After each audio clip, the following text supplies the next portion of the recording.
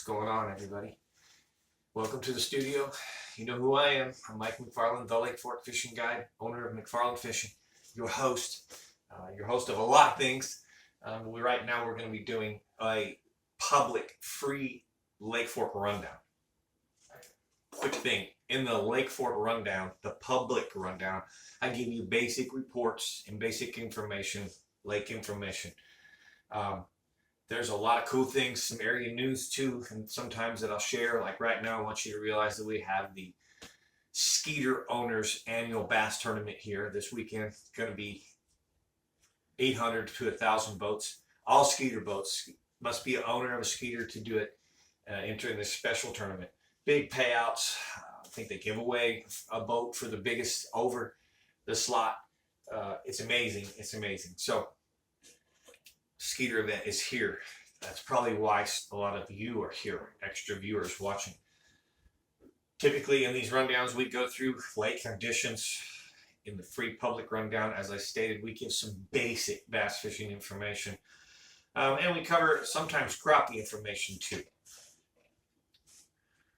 Before I move into the lake conditions, I want to give a great big shout out to the support that we have, Jayhawk Chevrolet. Really love these guys. They're just outside of Sulphur Springs. You can go up there and just get your vehicle maintenance, or if you're looking to buy a new vehicle, tell them I sent you. This right here, Texas Insider Fishing Report. Just such a cool honor to be a part of that television fishing report show. Captain Rick Murphy, world famous Captain Rick Murphy. What an honor to be by his side and his team, his whole team. So big shout out to those guys. Let's say a little bit about Fork. So if you will notice that I really made a couple of things. This channel is going to have some improvements for this coming rest of this year. Not just this channel, all of it. The members only, everybody's getting upgraded just a little bit in what I actually do and offer. We've been just doing Monday, Tuesday, Wednesday, Thursday on the board. So I'm going to start bringing in Fridays. At least it'll be on the board.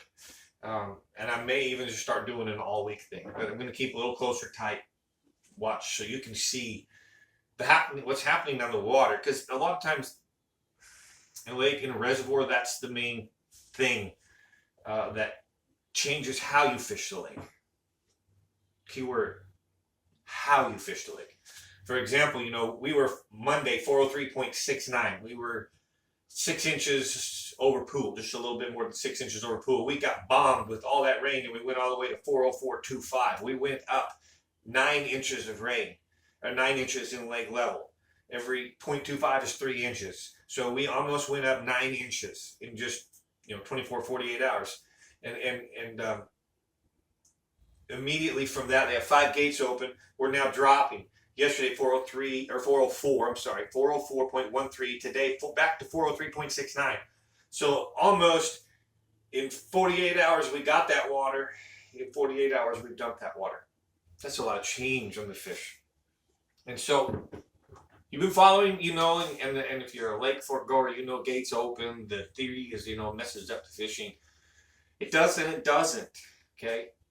Depends on the time of year. That's the key. When they're spawning, when they're trying to move in and commit to an area and dig a nest, it messes them up really bad. Okay, it's like me wanting to set this table here and someone keeps readjusting my wall. And I'm the key, where do I put this table? I'm going to give up, tell that wall, frickin' find your size of your wall, stabilize the water, and I'm going to go in there and dig a nest and spawn. Just give it an analogy.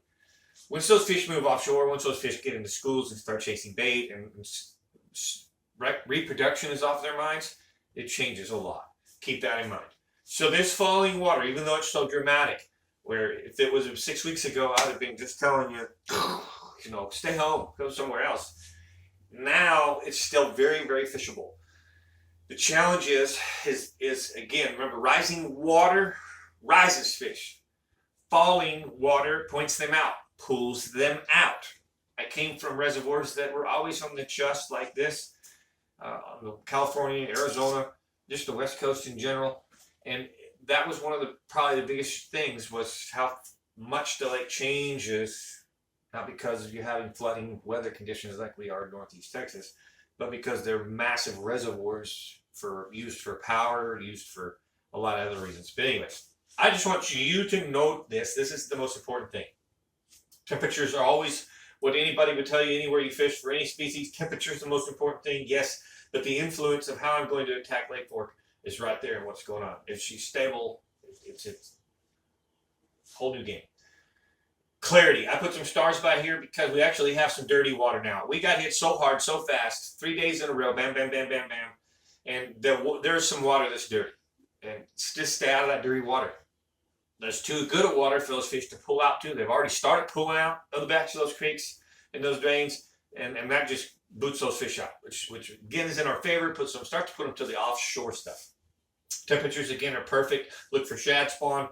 You know, you still want to start shallow top waters and things like that in the morning. There's no doubt about it. Top waters are probably going to be the way the big fish is going to win this skeeter event. Somebody with a frog, somebody with a buzzbait, somebody with a popper is going to be in the right spot in the morning and going to catch an over that way, and probably a winning over. The secondary way is obviously deep. It's that time of year, guys. It's June. Your big worms, your big football jigs, Carolina rigs, anything deep on structure, that's going to be, again, your winning technique potential. One of the two will have some overs caught either way. I personally am a big worm, big jig guy, so I'd probably throw top water for just a little bit, and then I absolutely would get into the big worm, big jig. As far as that, let me make sure I stay the course here on what our new agenda is. So I talked about lake conditions. The bite, again, the bite is pretty good. Just general beginnings of offshore summer stuff that you'll see, and again, early morning top water around some shad spawn, and there's a little bit of everything going on. I heard carp spawning still yesterday or the day before. I heard carp literally spawning. But the big fish for me are coming. They're easier to catch out of deeper water. I can find it with my sonar. So that's where I'm catching them. At a 10-10 on Monday with my client. And it came from a big worm. I'll straight out, tell you the Magnum trick worm. The Magnum trick worm. Trying to help you out a little more here for the Skeeter event. Just because, number one, I appreciate you as a public subscription, the free subscription. Obviously, I want to invite you over to my members-only channel. But I want to make sure that I show my appreciation for you guys here as this channel itself, this free subscription channel. I want it to grow too. I want you to get, some good valuable information. So in just a second, we're going to share Jackie Wiggins' crappie report for Lake Fork. While I kind of mind stew on anything else I could really give you about the Skeeter event this weekend, to be a little bonus. Number one, remember that you're going to have a lot of boats, and no matter what you do, you're going to be around boats. So a couple things come to mind. First thing is always just be respectful. And number one, if somebody is, don't get too much in their area. Don't went over their lines and things like that. If somebody's catching fish, don't move in on that. That's not cool. Because they're catching fish, you decide to go there. That's or fish around them. That's not good either. But here's the deal. Remember that there's so much stuff like it in this lake. This is a tip. I'm trying to make a really good point here. If you look closely at what they're doing and the topography on the spot they're fishing, you can probably look at your own mapping and say, hey, let's go repeat this somewhere else. Let's go find that kind of deal, the depth, the structure, and fish our way. Don't have to. You're not taking from anything from anybody. You're using intelligence to kind of make a decision. I'll give an analogy. If I'm rambling, I'm rambling. I don't care. It's some entertainment on the show. The Deadliest Catch do it. You see him, they say, oh, look, what's his name's, laying all his stuff up there. And they look and they go, oh, he's laying on the 90 fathoms on the ridges, on the north side ridges. Okay, let's go fish north side ridges. You can make a lot of deductions, but be respectful to those around you. Number two, fish care. I've been talking to the biologist a whole lot around here lately about fish care. Specifically, I've been talking to Jake, who's responsible for our division. We get so many tournaments at Lake Fork. The lifespan of the fish is short anyways, and when we put them in the live well and drag them around all day, we pretty much decrease that. on those small fish. That's what I'm talking about. The young fish. Any fish being dragged around liable, but the young fish are already, go through so much to get to that point and to start to be big enough to, not have as much threats as they did when they were little. The survival rate, what I'm getting at. And so we're dragging a fish around that I don't think we should be dragging around. I don't want to get dogged on this. It's a public channel. I wish there was other ways to measure and prove the fish we catch.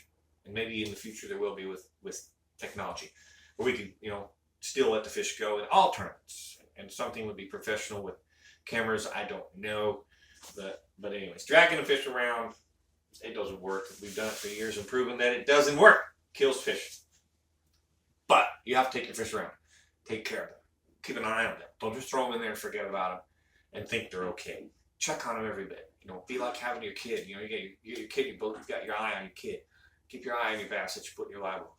Don't ice them down too much. You don't want them to have a dramatic change from cold to, from what they were. They're in 76 degree water, and you throw them into 60 degree water. That's shock.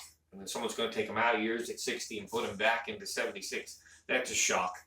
So kind of keep that in mind. Anyways, let's give you some little bit more information, and then we're going to go do the members only channel.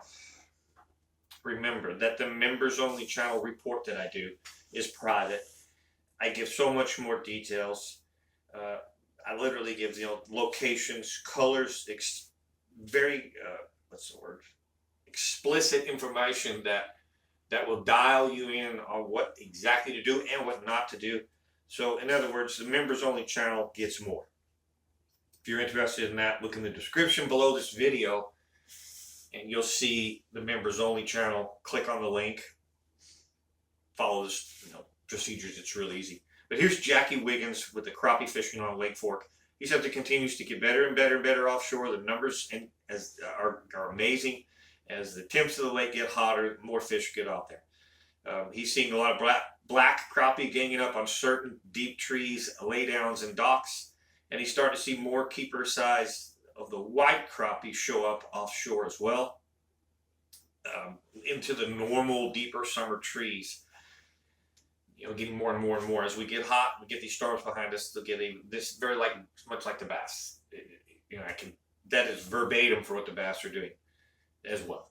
So small hand tied jigs, best for what he likes to do. He uses some small plastic as well. It would work well when fished correctly. The best thing is, minnows. If you just really want to go catch them, you don't want to have the sport of it, and you just want to catch them, go find them. Definitely live scope is the deal, forward imaging with your sonar, but minnows will get them caught. All right, so big shout out again to Jihad Chevrolet, Texas Insider Fishing Report, Skeeter Bass Boats and Yamaha engines. Skeeter going to be here this weekend. Diamond Sports Marines. Don't forget, if you need something, go see Diamond Sport Marine. Abu Garcia, Berkeley Lures, Power Pole, Bajío Sunglasses, Bass Assassin, Tight Lines UV, Lake Fork Trophy Lures, and so many more that are supporting us. We thank you all, and I thank you guys for watching.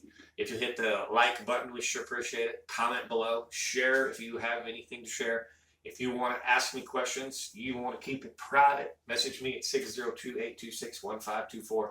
And one last thing, I'd love to have you on a fishing trip. So if you want to come out and be an experience on the water, hands-on training, hands-on teaching about anything that we ever do talk about, whether it be how to go find the two types of shell beds that we've got in Lake Fork. One is a clam and one is a mussel. Two different shell beds. They are not the same thing. They are not the same locations.